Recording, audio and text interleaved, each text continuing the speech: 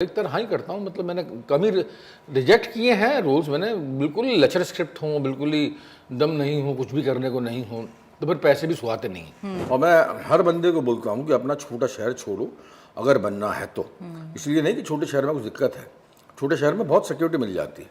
उस सिक्योरिटी को छोड़ना पड़ेगा। रात को घर आने के बाद में आपको एहसास हो कि अब घर में छत नहीं है या घर में खाना नहीं है, खाना बनाना पड़ेगा। एक्टर्स तो ऐसे ऐसे एक्टर्स होते हैं जो जिनने कहीं एजुकेशन नहीं ली। एजुकेशन नहीं लेनी चाहिए, बल्कि कई बार तो लगता है मुझे उससे जो है, मतलब मैंने ली एजुकेशन एक्टिंग की NSD में, उसने मुझे बड़ा भटकाया, बहुत रोका, मतलब बड़ा बड़ा इंटेलेक्चुअलाइज कर दिया मैंने एक्टिंग को। इम्तियाज़ का अजीब सा प्रोसेस है, रीटेक नहीं लेता वो मतलब आपके करते जाओ करते जाओ करते जाओ, और जो मुझे पसंद आएगा मैं रख लूँगा, रीटेक नहीं लेता। मैं और रणबीर थे, दोनों ही उसके अपने एक्टर थे। नमस्कार, मेरा नाम है पीयूष मिश्रा और आप मुझे देख रहे हैं बॉलीवुड हंगामा में।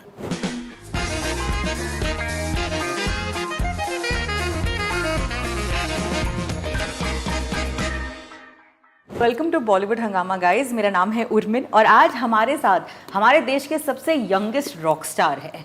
मैं ये कहूँगी कि ये म्यूज़िक और पोइट्री को दुनिया भर ले जाते हैं एंड मोस्ट इम्पॉर्टेंटली हिंदी भाषा को देश के कोने कोने तक पहुँचाते हैं अपने परफॉर्मेंस के साथ, अपने बैंड के साथ।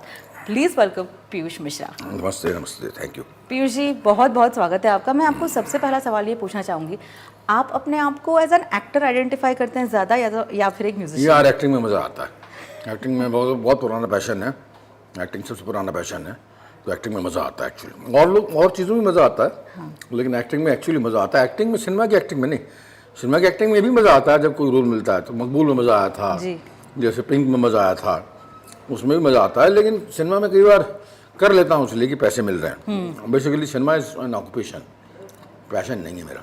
तो सिनेमा से घर चलना चाहिए, घर चलना चाहिए, लेकिन आपका पैशन जो है वो थिएटर है। थिएटर या लाइव परफॉर्मेंसेज है। बैंड भी जो है वो है, पोट्री भी जो है पैशन है, थिएटर भी पैशन है, लाइव परफॉर्मेंस है ना, ऑडियंस सामने हो तो उस वक्त जो है बात करने में मज़ा आता है, हाल की हाल रिस्पॉन्स मिलता है। और सिनेमा जो है, सिनेमा में कुछ एक रोल्स हैं जिसमें बड़ा मज़ा आया है, लेकिन अधिकतर रोल्स मैंने इसलिए किए हैं। तमाशा में मज़ा आया, तुमने पूछा अभी, तमाशा में मज़ा आया, तो रॉक स्टार में मज़ा आया था, ऐसे ही जो है सभी मज़ा आया। मतलब इस वक्त जो मैंने किए हैं करीब करीब सभी जो है मतलब दिल के करीब थे, तो ये है। पर ये जो रोल्स आपको ऑफर किए जाते हैं, क्या आप उसमें कोई ऐसी चीज़ सोचते हैं कि नहीं ये करना है, नहीं करना है, या फिर किस तरीके से किरदार? यार कई बार मना भी करता हूँ, अधिकतर पहले मैंने बहुत मना किए हैं रोल्स। मतलब दिल कह देता है, मतलब एक वो किक उठती है कि करना है या नहीं करना है, कर लो ना कर लो, मतलब वो दिल में एक इंस्टिंक्ट है, वो बोलती है स्क्रिप्ट पढ़ने के बाद में कि करना चाहिए। डायरेक्टर देखकर मैं कभी जो है तय नहीं करता। डायरेक्टर जितने यंग हों मुझे उतना मज़ा आता है, जितना कम से कम जानते हों और जानने की कोशिश कर रहे हों, उसमें मुझे मज़ा आता है उनके साथ काम करने में। पर क्या कॉम्प्लेक्स कहानियाँ या फिर कॉम्प्लेक्स आपका किरदार हो तो उसमें ज़्यादा आप? हाँ, मतलब उसमें हाँ ज़रा कोई लेयर्स तो होनी चाहिए ना। सीधे सीधे कर दिया तो क्या फ़ायदा हुआ। लेयर्स तो होनी चाहिए, तो उसमें लेयर्स दिख जाती हैं मुझे, तो मैं हाँ कर देता हूँ। अधिकतर हाँ ही करता हूँ, मतलब मैंने कभी रिजेक्ट किए हैं रोल्स। मैंने बिल्कुल ही लचर स्क्रिप्ट हूँ, बिल्कुल ही दम नहीं हूँ, कुछ भी करने को नहीं हूँ, तो फिर पैसे भी सुहाते नहीं हैं। तो ये है चीज़। पर कमाल है ये। और मुझे क्या ये बात सच है कि ग्वालियर से निकलने के लिए आपने NSD ज्वाइन किया था? ग्वालियर से? हाँ, ग्वालियर नहीं, दोनों ही चीज़ें थी। मतलब ग्वालियर से निकलना भी चाहता था और मुझे मेरे पसंद का इंस्टीट्यूट भी मिल गया था। NSD उस वक्त पैशन, आज भी पैशन है। जी जी, आज भी जो बहुत बड़ी चीज़ है NSD जाना। तो उस वक्त जो NSD में मैं प्लेस कर रहा था और पिताजी राजी नहीं थे कि तुम प्ले को अपना प्रोफेशन बनाओ, तो NSD सहारा मिल गया। मतलब इतना बड़ा इंस्टीट्यूट में अगर सिलेक्शन हो गया एज एन एक्टर, तो उनका भी अप्रूवल मिल गया कि यार तो बहुत बड़ी बात है, क्योंकि उन्होंने देखा और तो कुछ कर नहीं पा रहा, ये पढ़ा लिखा तो कर नहीं पा रहा, तो उन्हें इस फील्ड में जो है इतना बड़ा वो मिला, इतने बड़े इंस्टीट्यूट का सहारा मिला मुझे भी, तो उन्होंने कहा कि हाँ यार चलो करो। एक वो था, और दूसरी बात ये है कि मैं ग्वालियर छोड़ना चाह रहा, और मैं हर बंदे को बोलता हूँ कि अपना छोटा शहर छोड़ो अगर बनना है तो। इसलिए नहीं कि छोटे शहर में कुछ दिक्कत है, छोटे शहर में बहुत सिक्योरिटी मिल जाती है। उस सिक्योरिटी को छोड़ना पड़ेगा। रात को घर आने के बाद में आपको एहसास हो कि अब घर में छत नहीं है या घर में खाना नहीं है, खाना बनाना पड़ेगा, तो सब चीज़ें आपके सामने होनी चाहिए, तब कहीं जाकर आप जो है मतलब थोड़ा बहुत ज़िंदगी का सामना कर पाते हो। रॉकस्टार पिक्चर का एक बहुत फेमस डायलॉग है, मैं आपसे ये पूछना चाहूँगी, एक आर्टिस्ट के सक्सेस के पीछे दर्द कितना इम्पोर्टेंट है? दर्द मिल जाता है अपने आप जैसे जैसे बड़े होते हो ना, तो आप हमेशा जो है you are not born with golden spoon in your mouth, no buddy. अगर रणबीर जैसा बंदा है, उसको तो कोई किसी भी चीज़ की चिंता नहीं है, उसको भी जो है उसके भी हिस्से कुछ तकलीफें आती होंगी डेफिनेटली। बड़ा अगर हुआ है तो हार्ट ब्रेक्स हो गए या कुछ भी होता है, मतलब ऐसे हर बंदे के साथ में पेरेंट्स से संबंध ऐसे हैं, लड़की ने धोखा दे दिया, अपनी वरीज हैं, खुद की खुशबीन है, ऐसी 50 विसंगतियाँ होती हैं हर बंदे के साथ में। कोई बंदा जो है पूरी तरीके से खुश होकर बड़ा नहीं होता, और वो सामने तभी आता है जबकि जो आपकी एज हो जाती है। 25 के बाद में आपको एहसास होना शुरू होता है कि ये भी अभाव है, वो भी अभाव है, मैं पूरा नहीं हुआ। तो अभाव जो सामने निकल के आते हैं तो आप उसकी पूर्ति के लिए जो है अपने आर्ट की इस्तेमाल करते हैं, तो उसमें जो है मतलब उसका इस्तेमाल होता है, तो दर्द अपने आप ही आ जाता है। दर्द मतलब यही, दर्द का मतलब यही नहीं कि आपको चोट लगी हो या लड़की ने धोखा दिया हो, और 50 किस्म के दर्द होते हैं आपकी ज़िंदगी में जिसका आप सामना करने की कोशिश करते हैं। वो हैंड्सफोर्थ जो है आपके परफॉर्मेंस में जितने अधिक जो तकलीफ़ें होती हैं उतने अधिक जो है वो परफॉर्मेंस निखरता जाता है। ये कहना बिल्कुल सही होगा कि आप एक ऑलराउंडर परफॉर्मर हैं। आपके बैंड बली मारन के साथ अब आप एक बहुत ही अमेजिंग सा टूर कर रहे हैं, उड़न खटोला। उड़न खटोला, कुछ बताएं इसके बारे में। हमारा तंबू जो है, तंबू मैनेजमेंट ग्रुप है जो हमारा, तंबू जो है, तंबू प्रोड्यूस कर रहा है, तंबू एंड थिंकिंग एड्स। अच्छा जी। थिंकिंग एड्स करके कंपनी है और वो से प्रोड्यूस कर रहे हैं, ऐसे प्रेजेंट कर रहे हैं। उड़न खटोला मेरे ग्रुप के स्टोर का नाम है, मेरे ग्रुप का नाम है बल्ली मारान।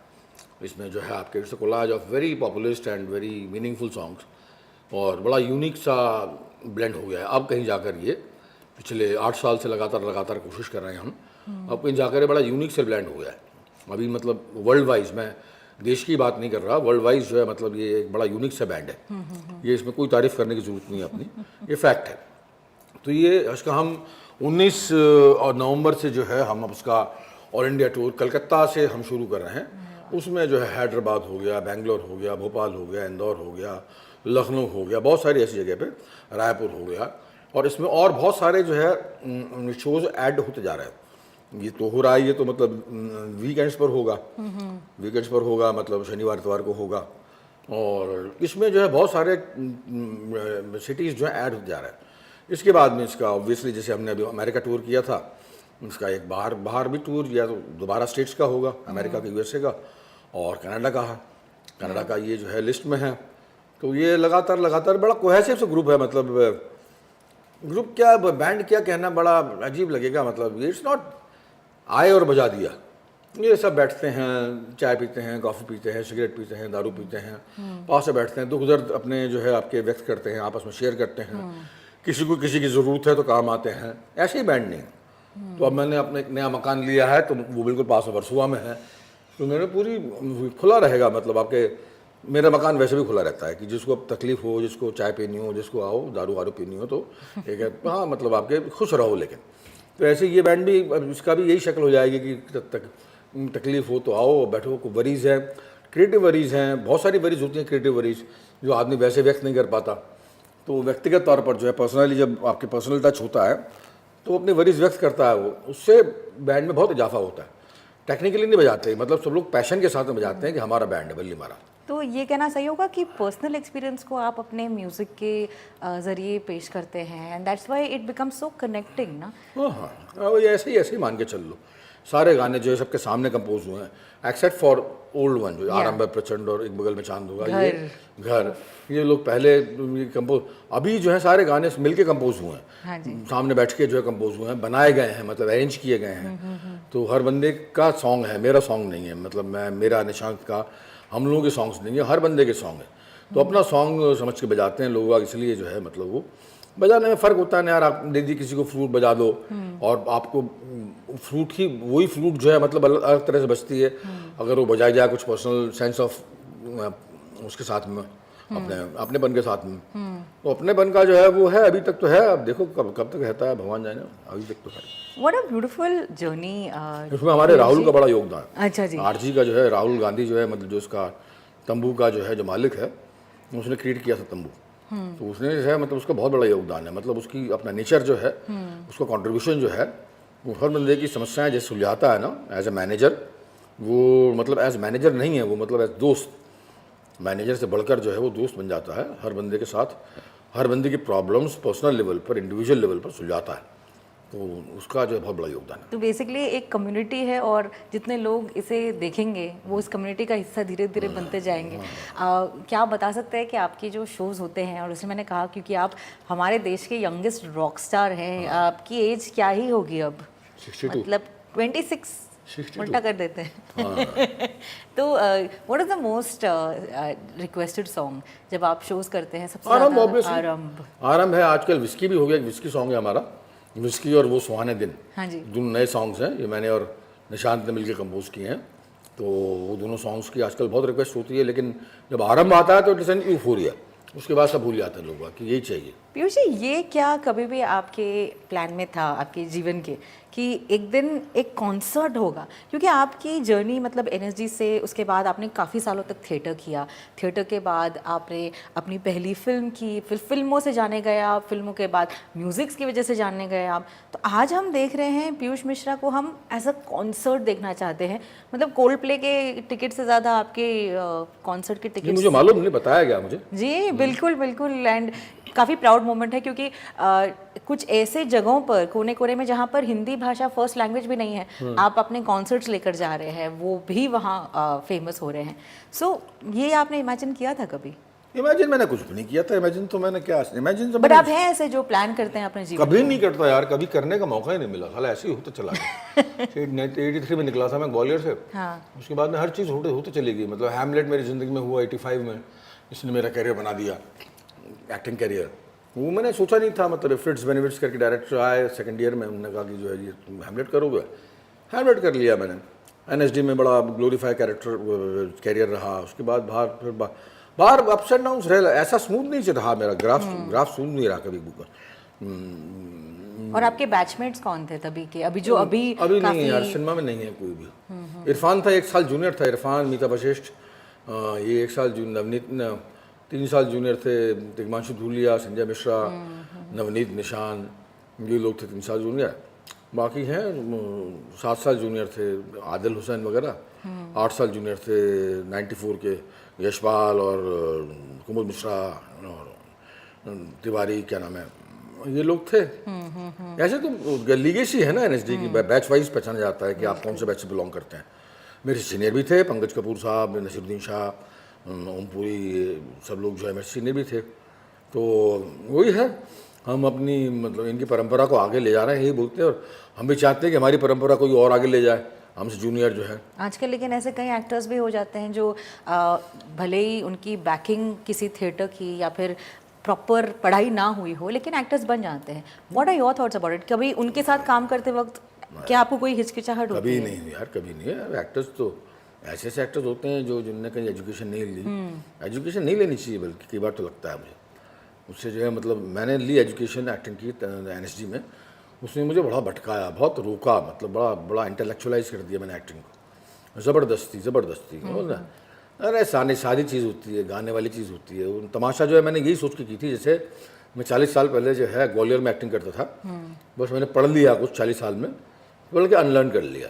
अनलर्न करने के बाद में एग्जैक्टली वैसी आज मैं वैसी एक्टिंग कर रहा हूँ जैसे कि मैं 40 साल पहले ग्वालियर में करता था। तमाशा के आखिरी की सीन की अगर हम बात करें तो कितना इम्प्रोवाइज था और कितना इम्प्रोवाइज नहीं था वो, जैसा उसने लिखा था एग्जैक्टली इंच वैसा ही किया था। एक बार नहीं, वो बल्कि 16 बार हुआ था। अच्छा जी। रीटेक नहीं हुआ था।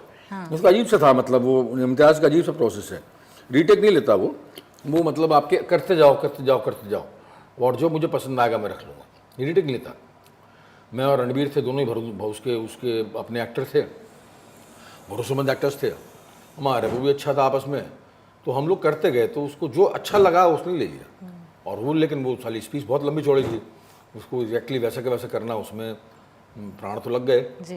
लेकिन किया यार, बड़ा मज़ा है। इम्तियाज़ के साथ काम कर रहे में हमेशा मज़ा आता है। रॉकस्टार में भी उतना नहीं मज़ा आया उसके साथ काम करने। वो जो सीन था मालिश वाला, वो मैंने उसे आज से 20 साल पहले बतलाया था इम्तियाज़। क्या कह रहे हैं आप? हाँ, रोमियो एंड जूलियट में अडेप्ट कर रहा था पुरानी दिल्ली में, तो मैंने उससे ये सीन बतलाया था कि यार ये सीन अगर हो कि जो है, मतलब वहाँ पर यमुना पुल पर जो है 25 लोग बैठे हों और 25 जो मुस्टंडे बंदे उनके सर पे खड़े होकर उनकी गर्दन मोड़ रहे हैं, फाट करके, क्लोजअप आए तो वो उनकी मालिश कर रहे हैं, क्लोजअप आया तो मालिश कर रहे हैं। कमाल। मतलब ये है, तो उसने बड़ा अच्छा लगा। फिर फिल्म तो नहीं बन पाई वो, उसने जो इस सीन में इस फिल्म में इस्तेमाल कर लिया कि यार कुछ भाई ये कर रहे हैं हम लोग। आप अपनी फिल्म्स देखते हैं कभी? नहीं देखता नहीं यार, मैं पिक्चरें बहुत कम देखता हूँ। मैं सिनेमा देखते ही अरे नहीं नहीं यार, बिल्कुल सिनेमा साइंस जीरो तो है। मतलब आपके फ्री टाइम में आप क्या करना पसंद करते कुछ नहीं, ध्यान करना पसंद करता हूँ, मेडिटेशन। उससे बड़ी कोई चीज़ नहीं। इनफैक्ट हर बंदे को वही करना चाहिए कायदे से, लेकिन अब हर बंदे को फोर्स नहीं कर सकते। पहले शराब पीता था तो तब वो हालत बुरी थी। अब जो है ध्यान करता हूँ। ध्यान में बहुत बड़ी चीज़ होती है वो। 6 बजे के बाद में I don't give time to anybody. 6 बजे के बाद में it's my time. I don't go to the parties, I don't meet friends, I don't go to the world. 6 बजे के बाद में फिर आई लव माई सॉलिट्यूड। और उसके बाद में 6 बजे के बाद में बैठना पसंद करता हूँ अपने बीवी के पास में, बच्चों के पास में, अपनी छोटी बिन्नी है हमारी कुतिया उसके पास में। और यही है ज़िंदगी का दस्तूर, अब तो यही है कम से कम 4-5 साल तक। पीयूष जी, आपकी जर्नी और आप जिस तरीके से एक आर्टिस्ट है, बहुत ही अनकन्वेंशनल तरीके से हैं। कभी कोई रिग्रेट्स हुए हैं लाइफ में कि अरे यार ये गलत डिसीजन ले लिया, शायद मोड़ कहीं और चला जाता, ज़िंदगी का कुछ और हो जाता? हम हमेशा we look back to your younger self, if you could speak, अगर आप अपने यंगर सेल्फ से बात कर पाते तो क्या कहते हैं उनसे? पहले होता है एडिक्शन मत, किसी भी चीज़ के ये जो नशीले पदार्थ होते हैं ना, इनका एडिक्शन मत करो। ये जो है जान प्राण ले लेते हैं। मतलब फैमिली डिजीज़ है, चरस, गांजा, शराब। आप बहुत अगर आप ले लोगे ना, जब आप इनके शिकार बन जाओगे, आप 1-2-3 पैक ले रहे हो तो बढ़िया बात है, लेकिन ऐसा नहीं होना चाहिए जैसे कि मेरे साथ में हुआ।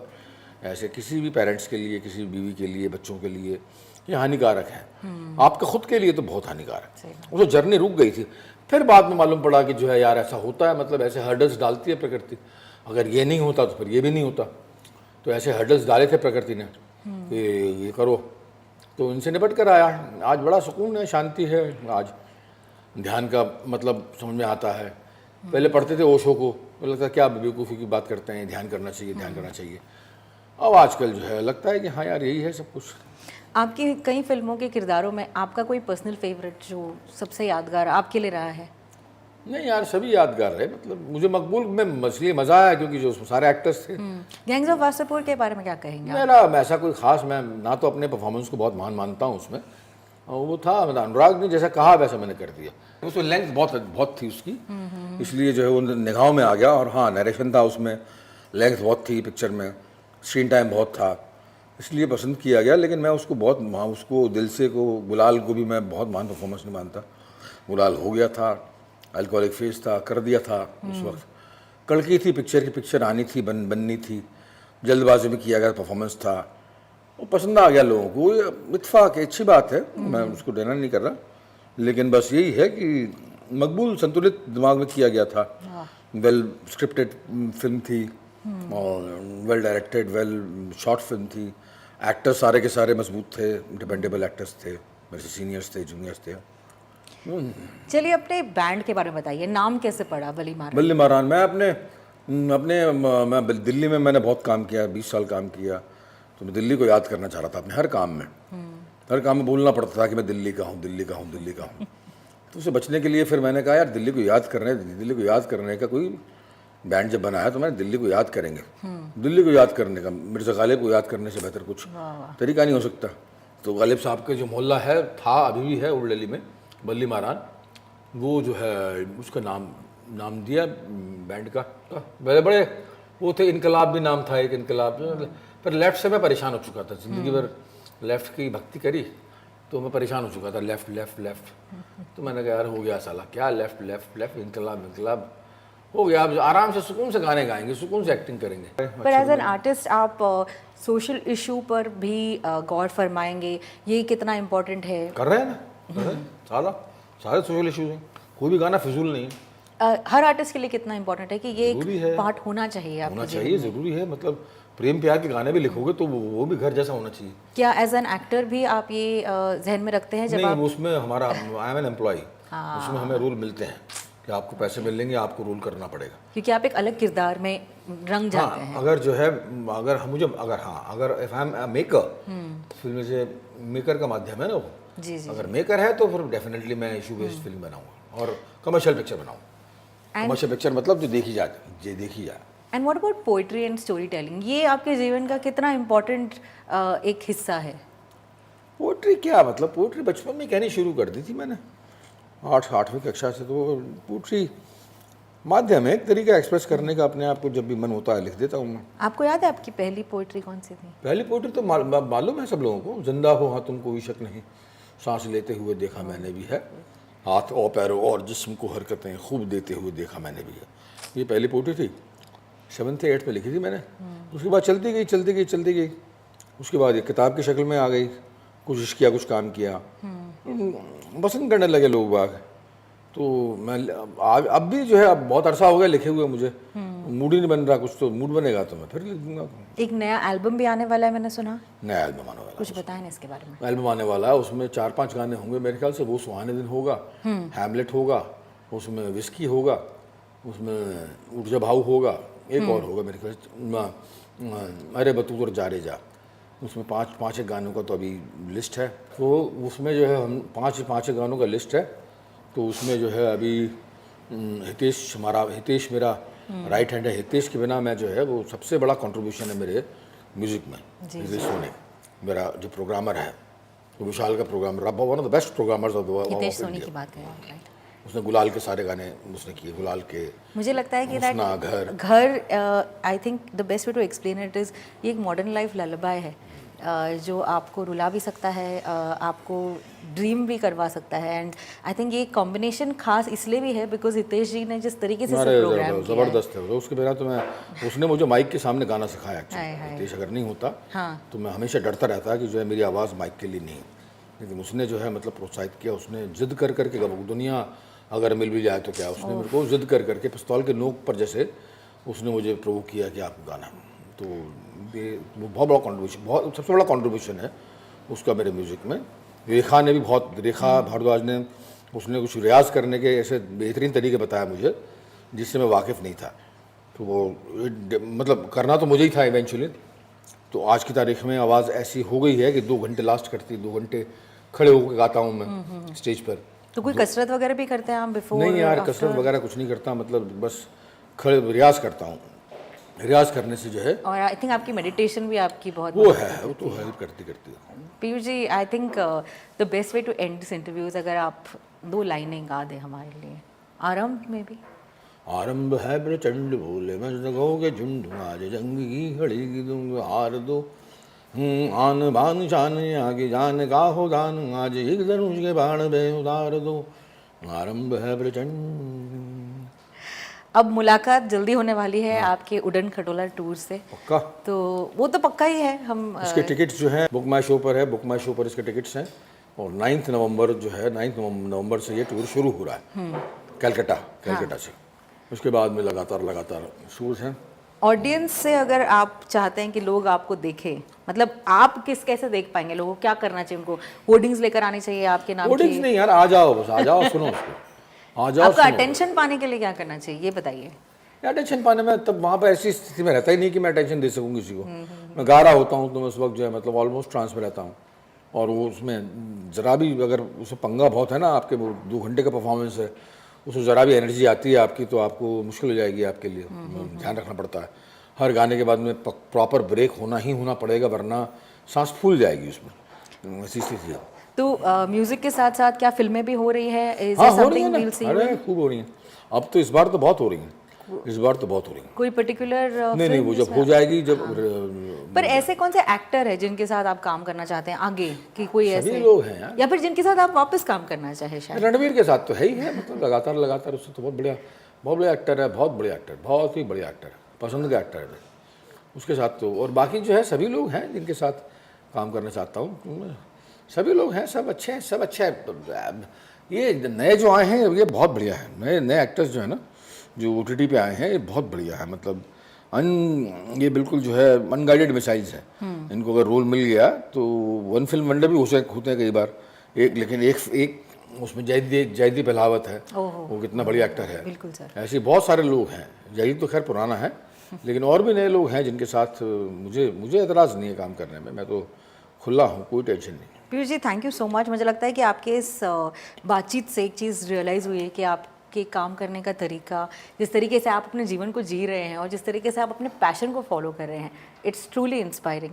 आई थिंक मोस्ट इम्पॉर्टेंटली जिस तरीके से 6 बजे के बाद आप अपने आप को वक्त देते हैं, ये बहुत कम लोग देते हैं।